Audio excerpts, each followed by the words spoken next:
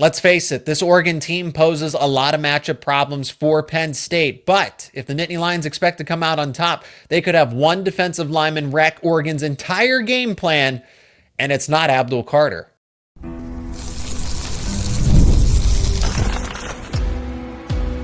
You are Locked On Nittany Lions, your daily podcast on the Penn State Nittany Lions. Part of the Locked On Podcast Network, your team every day. And as always, thanks so much for making Locked On Nittany Lions your first listen and watch every single day. My name is Zach Seyko. I am your host of the show, and more previews for Penn State versus Oregon. And to get the analytical side of it, help me welcome back Max Chadwick of Pro Football Focus. He is the co-host of Pro Football Focus's college football show. Today's episode is brought to you by FanDuel. You can keep the action going with a big return on FanDuel. New customers can place a $5 bet, and you'll get started with $150 in bonus bets. If you win that first $5 bet, just visit FanDuel.com to get started. Let us know your predictions, expectations down in the comments section.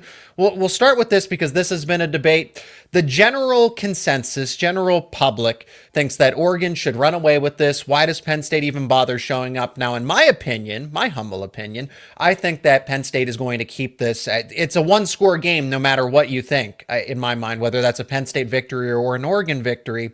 So, Max, when I looked at Pro Football Focus and what the initial read was, this seems to be a close game, that the spread is indicative of how this is supposed to go. Yeah, I don't think it'll be a blowout. I think Penn State will compete with Oregon, absolutely, and I could see them even winning the game. I think I had my final score 30-24. I had Oregon winning. So I think it will. I'm with you. I think it will be a one-score game. I don't think it will be a blowout. Now, could it become a blowout? Could Oregon win by multiple scores? Sure, but I don't think it will be that. So I do think Oregon will win. It'll be a one-score game though, and it should be a great Big Ten title game on Saturday night. And that's the thing. Let's take that for a second, because we've alluded to, okay, Oregon could make this a blowout. I don't know that Penn State could blow out the Ducks. Yeah, I don't think so either. I think Oregon is too well-rounded to be blown out by anyone, honestly. I think they don't have a glaring weakness that a team can really take advantage of and expose, honestly. So that's what makes Oregon the number one team in the country, in my opinion, why they're the only undefeated team left in college football, is that they don't have a weakness on their roster that you go, oh yeah, that could be their undoing. That could be the reason why they don't win a national title. Whereas every other team in the country, you could point out one or two things that you're like, yeah, that could be the reason why they don't win a national title.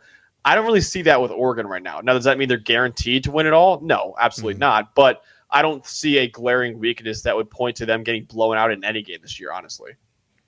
The teams that are elite, that are great, that are in the college football playoff or are going to be, are the teams that can win a variety of ways. And Penn State can win a lot of ways, but so can Oregon, and they can win a lot more ways. I want to talk about this because this is a discussion point. I don't think Penn State matches up the best with Oregon. I think there are a lot of disadvantages here when you look at the fact that there are three reliable receivers and then an athletic tight end, veteran tight end in Terrence Ferguson.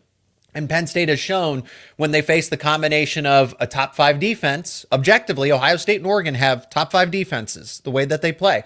And then an offense where a Tez Johnson, a Trayshawn Holden, and Evan Stewart can all win those one-on-one battles. So you can't just double the best opposing player and take them away. And that's where Oregon, going back to the fact that they can win in a variety of ways. So for Penn State, it's a toss-up with the debate, because I don't think they match up well, but they actually, according to others, they match up well against Oregon better than they did against Ohio State. Do you think that's true? Because I don't see it that way. I don't see it that way. Because I would say that the one thing that they did with Ohio State that I liked the matchup for Penn State and why I thought Penn State could end up winning that game was that Ohio State's offensive line. I mentioned before how there's one weakness that everyone has that could be their undoing. Ohio State's the offensive line. We actually saw it this past weekend with Michigan beating them. I thought Penn State could do the same thing, and really Penn State's defensive line did bother them. They were close. Yeah, Oregon's O-line isn't the best by any means, but they're a lot better than what Ohio State has right now. So I think, no, I don't think they match up better. I do think Ohio State is also still one of the top teams in America, and they're very close to being as good as Oregon, which is why you saw them lose by 1 point to Oregon at Oregon. But I do think that this is not necessarily a better matchup for Penn State than the Ohio State game or anything like that. Let's take that a step further because I think this game is won and lost on the trenches for both sides. And it's funny that you have Oregon winning 30-24. I have Oregon 31-24 as well. So we're right in the ballpark, off by 1 point. So, but going back, it's not impossible for Penn State to win. The ball can bounce a certain way. They could get a lucky break, and that's why this is a one-score game. So the margin of outcome can go so many different directions if Penn State happens to get a lucky break versus one more lucky break than an Oregon does. And I think that's going to come from the defensive line. You mentioned that Oregon's, I can't call them weaknesses, but they're not as strong of a strength. The offensive line is that. Now the tackles are, and it's ironic to say because they are up for the best offensive line award in the country. But when I look at the interior of the offensive line, some of that has to do with unfortunate circumstances, losing players to injury. It also just has to do with, the guys that have had to step up in their place are not playing that well. And everybody's going to focus on Abdul Carter. I don't think Denai Dennis Sutton is getting enough respect when it goes to his matchup against Johnny Cornelius. But I look at Zane Durant. Zane Durant is the biggest X factor here because when all the attention is on Abdul Carter and then eventually Denai Dennis Sutton, Zane Durant's going to get lost on the fold. And if you're not double teaming him, that immediate pressure right up the middle, someone who's probably a little extra motivated for being an honorable mention in the Big Ten for the Big Ten awards, this is a huge Zane Durant game, a huge opportunity for him. No, you nailed it. The Oregon interior offensive line is the weakness of that, maybe the entire team, honestly, right now. Now, again, it's not a big enough weakness to say, oh, they're going to lose a natty because of it, but it is the weakness of the team. Obviously, they're missing a guy like Jackson Powers-Johnson, who was the best center in college football last year, honestly. So their tackle duo of Johnny Cornelius and Josh Connerly is one of the best in America, don't get me wrong, and that's why I'm with you. The Abdul Carter, Denai Dennis Sutton, yeah, they are like the two big names for Penn State's defensive line. And Abdul Carter is a superstar who should still get his in this game, don't get me wrong. But I do agree with you that Zane Durant is the X factor because I think he could be the guy that actually is a more consistent disruptor along Penn State's defensive line, even in Abdul Carter, who I think is going to be a top 5 pick maybe in the NFL draft. So, I think Zane Durant is the key in this one just because the weakness of Oregon's entire roster has been the interior offensive line this year, and I think that's where Zane Durant can really make his money, if you will. Penn State and Oregon, as we've already alluded to, have some really good strengths going into this game. For Penn State, one of them, another superstar. Abdul Carter's the best defensive end in college football. The best tight end in college football is Tyler Warren. How can Oregon try to limit Tyler Warren after the incredible season that he has had? We'll talk about it more on the other side of this break. And today's episode is brought to you by Mint Mobile. Look, I love a great deal as much as the next guy, but I'm not going to walk barefoot through broken glass just to save a few bucks. It has to be easy, no hoops, no BS. So when Mint Mobile said it was easy to get wireless for $15 a month with the purchase of a 3-month plan, you call them out on it. And it turns out it really is as easy to get wireless for $15 a month. The longest part of the process was the time that you spend on hold waiting to break up with your old provider. To get started, go to mintmobile.com/lockedoncollege. And there you'll see right now all 3-month plans are only $15 a month, including the unlimited plan. All plans come with high-speed data, unlimited talk, text, delivered on the nation's largest 5G network. You can use your own phone with any Mint Mobile plan and bring your phone number along with all of your existing contacts. Find out how easy it is to switch to Mint Mobile and get 3 months of premium wireless service for $15 a month. To get this new customer offer and your new 3-month premium wireless plan for just $15 a month, go to mintmobile.com/lockedoncollege. That is mintmobile.com/lockedoncollege. Cut your wireless bill to $15 a month at mintmobile.com/lockedoncollege. $45 upfront payment required, equivalent to $15 per month. New customers on first 3-month plan only. Speed slower above 40 gigabytes on unlimited plan. Additional taxes, fees, and restrictions apply. See Mint Mobile for details. And today's episode is also brought to you by Home Field Apparel. Hey, football fans, postseason's almost here, and that means college football is better than ever. To make sure you're ready, we partnered with Home Field, the exclusive apparel sponsor of our show, to bring you their Can't Miss Kickoff 2024 campaign. Home Field is the go-to for premium collegiate apparel, crafted with comfort in mind, featuring vintage designs that will make you the envy of any tailgate. And believe me, I had to get some for myself. With over 180 schools to choose from, including Penn State, there's something for every fan, and not just football, basketball, wrestling, hockey, MVP. It is all available at home field for you as a Penn State fan. Now, the real MVP is the Home Field Platinum Football Box. This is your all-access pass to exclusive gear for the 2024 season with 3 never-before-seen items from your school. Plus, VIPs get even more, like a special hat and the 2024 Platinum Pass for early access and discounts all season long. So don't wait. Head over to homefieldapparel.com and gear up today, and use a promo code while you're at it. We are 24. That is we are 24 for 15% off at checkout over at homefieldapparel.com. Again, that is we are 24 for 15% off at checkout over at homefieldapparel.com. Home Field Apparel, let's make this season unforgettable. And remember, if you want to check out Max's work with what he does with Pro Football Focus, all the links will be down in the description. Let's pick back up with Tyler Warren, Max. So I like looking at the fact that, okay, Tyler Warren has that title of the best tight end in college football, and Abdul Carter should start to get that treatment too as the best defensive end in college football. So if Penn State is going to win in this game, it's Oregon has the quantity of talent, if you will. Whereas I think that Penn State has the best quality of talent. It's just condensed down to 2 superstar players. And if Nicholas Singleton can get going, maybe even 3. But Tyler Warren's going to be the X factor on offense there.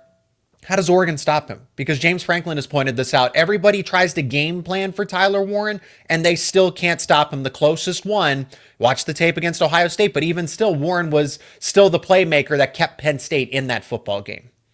Yeah, I don't think you try to stop Tyler Warren. I think you try to slow him down enough, right? And try to contain him. If you do that, like Ohio State did very well in that game, you can pretty much stop Penn State's offense because they are very, very centered around Tyler Warren, almost too much so, in my opinion, sometimes. So, yeah, I think that Oregon, one thing I'll say, and maybe this is why it's a little bit better matchup than maybe the Ohio State games, that Oregon safeties aren't nearly as good as Ohio State safeties were, right? Okay. Ohio State might have the best safety duo in the country in Caleb Downs and Lathan Ransom. Oregon's of Kobe Savage and Tysheem Johnson are solid, but they're nothing spectacular, right? So I think that is an area where maybe Tyler Warren can have a good game. Now, Oregon's linebackers are pretty good as well, but I don't know if any linebacker can really keep up with Tyler Warren, honestly. So I do think that the safeties for Oregon, again, are good. They're not bad by any means, but they're not the elite safety duo of Ohio State's of Caleb Downs and Lathan Ransom. So that, I think, is an area I'm curious to see how much Oregon tries to take away the middle of the field. If I'm Dan Lanning, my whole defensive game plan would be a lot like Ohio State's, which is just, hey, let's play a lot of 2 high coverages. Let's take away the middle of the field. Let's take away the seam routes and force Penn State receivers to win one-on-one on the outside. That is exactly what they should be doing, because I think Oregon's secondary is really good overall because the corners are really good overall.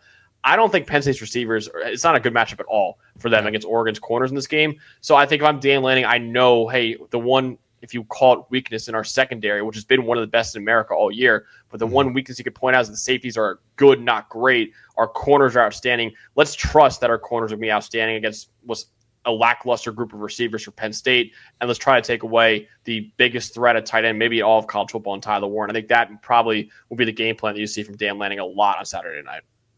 And when you go back to that Ohio State game, because the biggest weakness for both teams is Penn State's wide receivers. And yes, it is appropriate to say, it is correct to say that Penn State's wide receivers have performed better than they did a season ago. Yeah. And that's a testament to Andy Kotelnicki. That's a testament to Drew Aller just being a smarter, cerebral, confident quarterback. He has the skill set, but it's all up here. It was all mental for him. So he's taken that next step. But you can't sit back and say, oh, well, Penn State's wide receivers are going to be a difference maker, because they're not. They were non-existent in that game against Ohio State. And if Oregon can execute the same sort of game plan, so the wide receivers can be a difference maker for Penn State, in the fact if they just do something, it forces Oregon to change its game plan, as you mentioned, cover 2, 2 high safety, double bracket Tyler Warren, and then force Penn State to leave Nicholas Singleton, because Nicholas Singleton was used for 6 catches, 55 yards against Ohio State. And that matchup between whoever it is, Uiagalelei and Nolan Rucci on that right side, if you can force Singleton in to stay and block, the wide receivers, Trey Wallace isn't 100%. What can Julian Fleming do? As you mentioned, two high safeties. So Amari Evans isn't going to be able to get his on an easy enough basis. Penn State's got to do something different, and that's going to be on the wide receivers to at least win some of the one-on-one matchups. Trey Wallace is the key. Yeah, I think it really is. It comes down to that. And like I said, I like Oregon's corners. Jabbar Muhammad, the guy from Washington, was a really good corner for them for Washington last year. He's been really good for them this year. Brandon Johnson's a pretty solid corner as well. Nico Reed's a good player. Then even some of the linebackers for Oregon, Jeffrey Bassa has been played well in coverage this year, and Bryce Betcher has been outstanding in coverage this year. Baseball player, former baseball player. Yeah, too. He's a really good baseball player at Oregon right now as well. I think he's played center field for them. He's actually really, really good there. But I think that's another thing too, is like Nickel Singleton, who has been shown to be a good receiver out of the backfield. But you're going up against one of the best coverage linebackers in all of college football, and Bryce Betcher. That's another matchup to watch as well. So I'm with you. I do think Penn they need to get more out of the receivers in this game than they did in the Ohio State game. Because if they get the same performance against Ohio State in this game, I don't think they have any chance to win this game, honestly. So I think they need to get more out of their top receivers, and we'll see if they can do it against the Oregon secondary. Ohio State's wide receivers or Oregon's wide receivers, objectively, and take Terrence Ferguson out of the equation as a pass catcher. So strictly wide receivers. Is it Tez Johnson, Holden, and Evan Stewart, or are you taking Emeka Ibuka, Carnell Tate, and I know Jeremiah Smith's in there in his current state, right? This year's group of Oregon and Ohio State up against each other. That's a really good question. I would probably still take Ohio State's over Oregon's. It's very close though, because I do really like Tez Johnson. I think Evan Stewart's really come along this year, and Trayshawn Holden's a really good number 3. But you got a guy in Emeka Ibuka, who, in my opinion, is a first-round pick this year. I don't think Oregon has a first-round receiver in this year's draft. I don't think Evan Stewart should be a first-round pick, and neither should Tez Johnson. So you got Emeka Ibuka, and then Jeremiah Smith. I know you're talking about right now, but Jeremiah Smith's going to be a top 5 pick in the NFL draft 2 years from now, right? So that's another guy right there. And then Carnell Tate, he'd be a number 1 receiver in a lot of programs right now. He just happens to be the number 3 at Ohio State. So I would take Ohio State's over Oregon's, but make no mistake, the Ducks still have one of the better receiving trios in all of college football. Okay, so this circles back to what I want to get at. Penn State struggled with Ohio State's wide receivers. In terms of crunch time, Ohio State was able to run the football to close out the game, but on those 3rd and 8s, or when they just needed a chunk of yards, maybe it was 2nd and 12, they were behind the sticks, Jeremiah Smith was getting open in one-on-one. Emeka Ibuka was getting open in one-on-one. And that's my concern again, is that, okay, if Oregon has a 3-point lead or just a 1-score lead down the stretch and they need I got to have it type of play, I don't trust, outside of A.J. Harris, I don't trust Cam Miller, Zion Tracy, Jalen Kimber. If Elliott Washington is available, he was out the past game against Maryland. He's been banged up. If he's not available, or even if he's not 100%, any of those other guys that rotate in after A.J. Harris, I don't know that they're going to be able to stop any of those wide receivers in one-on-one matchups. If Tom Allen tries to double a Tez Johnson in the slot, tries to bracket him, then that opens up a lane for Terrence Ferguson. So it's really, I've said it all week, it's a pick your poison situation. So you say there's not that much of a gap, so Penn State's defensive backs are still at a major disadvantage is what I'm gathering here. Yeah, and I think another thing that they might be at a disadvantage is that Ohio State doesn't really have a tight end that they really go to at all. Like Scott isn't really a factor in their passing game. He's okay. Yeah, right. Terrence Ferguson's a really good tight end, and I would say without Kevin Winston Jr., Penn State safeties have been lackluster this year. I haven't really been that impressed by Penn State safeties without Kevin Winston Jr. Hopefully, he can get back by the playoff, or who knows when he'll be back, honestly. We'll if he will be back at all. But yeah, I'm with you. A.J. Harris has played outstanding football this year. He's playing like maybe a first-round pick in the 2026 NFL draft, the way he's looking out there. But outside of him, there hasn't been much this year, right? I think Jalen Kimber has his struggles this year. I think Elliott Washington's had an okay year as well. Cam Miller's been all right for them. And then Penn State safeties have been just okay overall. So really, Penn State has one true alpha number 1 corner in A.J. Harris. But the problem is, it's not like Oregon only has one receiver you got to worry about. They have a whole plethora of receivers that you got to worry about. So that is definitely a big problem for Penn State. It was a problem for them in the Ohio State game as well. It's not to dunk on Penn State. This isn't the discourse that we're having makes it, will probably, a Penn State fan will sit back and say, gosh, Penn State has no chance. But this is the reality of the matchup, is that there are so many strengths that Oregon can cling to. And if you take 1 or 2 of them away, they just have another one. We haven't even mentioned Jordan James. We haven't even mentioned that Dylan Gabriel is just a well-traveled veteran quarterback that makes mistakes, oddly enough, in the red zone. The only time he makes mistakes is those 4 interceptions in the red zone. So let's finish this segment here and then pivot to what happens in the aftermath of a win or a loss for Penn State, Max. What is the formula for Penn State to win? Because I say get pressure. You need to force not an absurd amount of turnovers, but obviously something that's uncharacteristic to what Oregon has done all season. The formula is there because if you look at the Wisconsin game in terms of common opponents, Penn State, with a backup quarterback in Bo Pribula, won by 2 scores and forced a turnover in that game to swing momentum. For Oregon, it was 16-13 and went down to the wire for a Wisconsin team that just kind of continued to trickle off here. So what is that formula for Penn State to win? Because it is get pressure, force turnovers, and I say get creative on defense. Tom Allen's got to call the best game of his life. Yeah, I'm with that. I think the O-line for Penn State needs to hold up because I think Oregon's D-line is really underrated. It actually is one of the better D-lines that we have in college football right now. I think so. I haven't underrated them all week at all. No, yeah, I'm glad you haven't because it is ferocious what they have in that D-line, right? Derek Harmon, Mateo Younglele, Jordan Birch when he's healthy. I mean, a bunch of guys that are really good difference makers. And then the linebackers are outstanding as well. So it's not just that. And then the secondary is really, like I said, everything in Oregon is really good. But I agree with you. I think get pressure on Dillon Gabriel. I think Penn State, just like the Ohio State game, their D-line has to be the best unit on the field if Penn State wants a chance at winning this game. And you look at what Dillon Gabriel's numbers are this year. He has the 9th best grade in the country when he's kept clean. He has the 6th best grade in the country when he's not blitzed. But when he's under pressure, that falls to 38th. And when he's blitzed, that falls to 46th. So it's not horrible, where he's still an above-average quarterback when he's under pressure, when he's blitzed. But he's much more normal than when you don't get pressure on him and when you don't speed him up, honestly. So I think Tom Allen should dial it up this week. Send a lot of blitzes. Don't give him time back there because, like we just mentioned before, Oregon's receivers and their tight end, they have the advantage in this game over Penn State's secondary. So if you give Dillon Gabriel time back there, he will take that time, and someone is bound to get open. So I think if you're Penn State and you're Tom Allen, send blitzes, get pressure on him, make him get rid of the football quickly, and then cross your fingers and toes that you get a turnover or two, honestly, because I think that is another key as well, is that you got to make the best team in the country mess up, honestly. So again, I'm not saying Penn State has no chance in this game at all. I'm not saying that at all. I think Penn State's one of the 4 or 5 best teams in all of college football, so they're obviously deserve to be in this game. But when you go up against the current king in college football in Oregon, you got to force them to mess up a little bit as well as you winning the game. So I think that is the key for Penn State, and I think it all starts with your O-line playing well against Oregon's D-line, and then also you need your D-line to really, really step up against what's been kind of an above-average offensive line all year.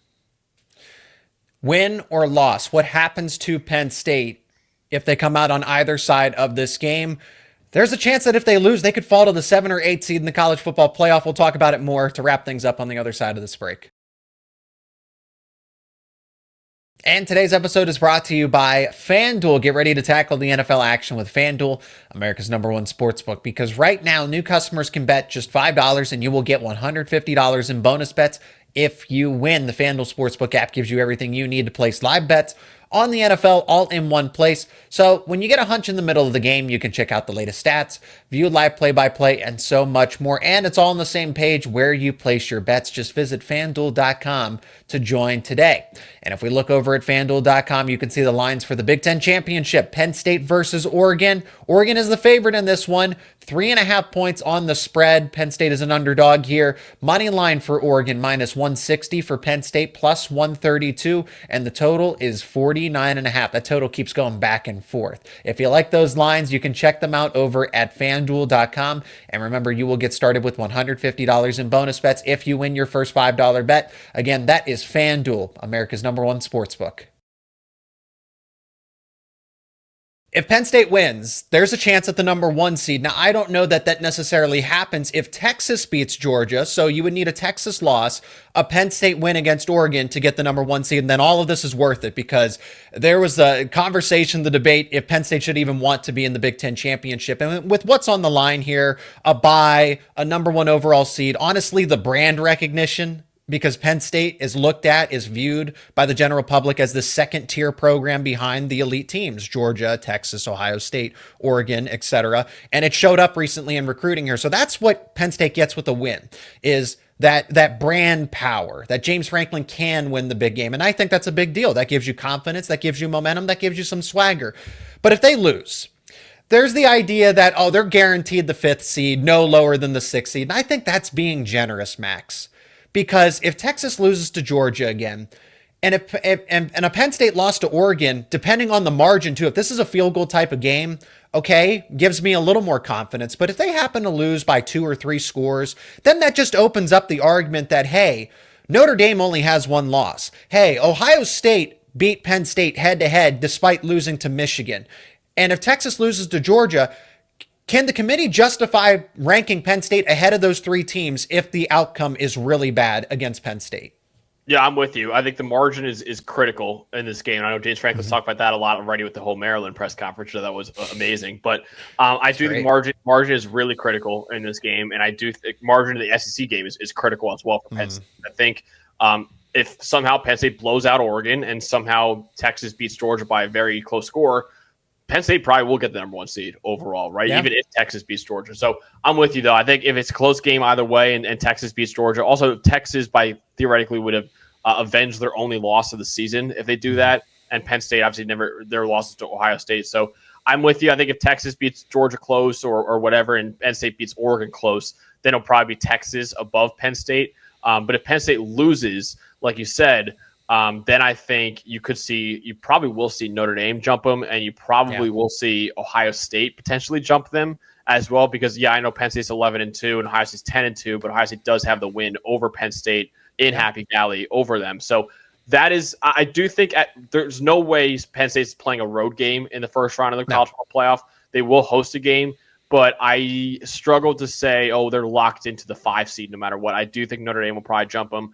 I do think Ohio State might jump them as well. And then, like you said, if Texas loses to Georgia, I think Texas could be over them as well. So that's that's the 8 seed, like you said right there. So they would be the 8-9 game, which I know Penn State fans will love hearing, and it is risky to talk about that. And because right now you are the 5 seed, which looks amazing for the college football playoff right now. Because right now you play the Big 12 champion, who's a 12 seed. You win that, you play Boise State, who's a 4 seed. It's a pretty good path to the Final Four, honestly. So the 5 seed is very valuable as of right now. But at the same time, Penn State is like you said, is going for that number 1 seed, going for the number 2 seed, and potentially, like I said, giving James Franklin that win he needs to finally shut people up and stop talking about how he can't win the big game. I've kind of been getting really tired of all the James Franklin talk from everyone lately. But this is a big game for him, absolutely. If he could win this game, I think a lot of people will have to eat crow a little bit. And that's why I don't want that misconception to be spread. Oh, Penn State is safe. They're guaranteed the 5 seed. It's going to work out better that way. You'd rather have the 5 seed than the number 1 seed. And I don't agree with that. I really don't. I guess you would. So and that's ironic in itself for the fact that, yes, if Penn State gets the 5 seed and then you face hypothetically a Boise State, that is, you're going to get the 5 and the 12, which Penn State, I think, was a 13.5-point favorite against a projected Arizona State team. And then you play Boise State, they would probably be the favorite in that as well. And then they would have some momentum. So yes, the 5 seed is exactly what Penn State would like in a perfect world, but they're not guaranteed that. And then if you're the 8 seed and you play you're going to play a feisty SEC team, probably, most likely in that situation. And then the 1 seed after that, if you win, Penn State really control what you can control, as James Franklin says, and win this game, because it could cost you a lot if you're not careful.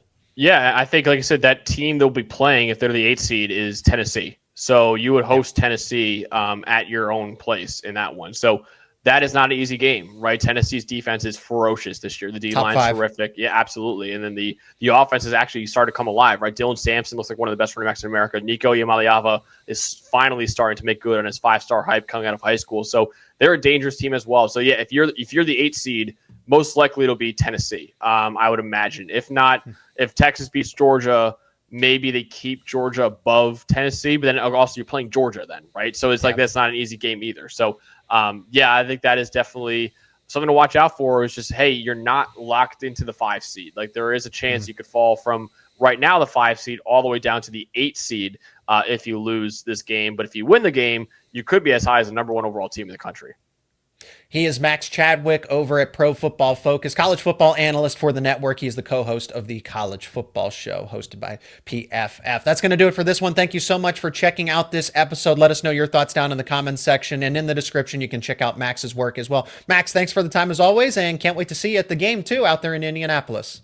Hell yeah. Thanks, Zach. And again, thanks so much for checking out this edition of Locked On Nittany Lions. Thank you for making us your first listen and watch every single day. For your second listen and watch, you got to check out Locked On Big Ten with host Craig Sheeman. Craig puts the Big Ten first when everyone else overlooks it. And the way we talk about the college football playoff, that seems to hold true, doesn't it? You can find Locked On Big Ten available on YouTube and wherever you get your podcasts. And it's part of the Locked On Podcast Network, your team every day.